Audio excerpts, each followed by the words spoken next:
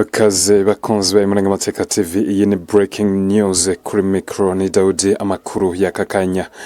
Gipupu ibirindiro by'umwanzi byari bikomeye birimo inyeshamba zimwe zikomakomeye. Kirindiro cyavagamo ingabo zigaba ibitero hatandukanye bigamije kurimbura ubuzima bw'umunyamurenge. Amasaha yo mu rukerera rw'uyu munsi byarimbutse, abasore b'imurenge bararaye babirimbuye mu rukerera rw'uyu munsi. Iki ni kirindiro cyoherezaga ibitero mu duce dutandukanye. Iki ni kirindiro cyarimo abayobozi b'imitwe nyeshamba zitandukanye, kikaba cyarimbuwe mu rukerera rw'uyu munsi. Amakuru yabaguye muri iki gitero cyane uruhande rw'abanzi ntabwo birabasha kuja ku mugaragaro. Makuru yacu yo ku mugoroba wenda cyangwa ku munsi w'ejo twamaze kumenya uburyo byifashe imurenge.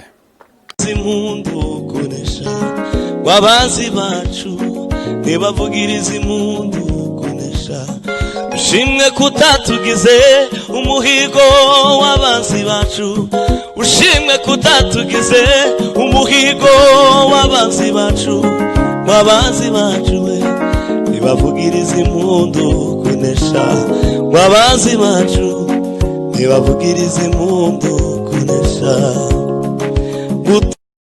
impundu kunesha, wabazi bacu ntibavugiriza impundu kunesha, ushimwe kutatugize umuhigo w'abanzi bacu, ushimwe kutatugize umuhigo w'abanzi bacu, wabazi bacu we ntibavugiriza impundu kunesha, wabazi bacu ntibavugiriza impundu kunesha.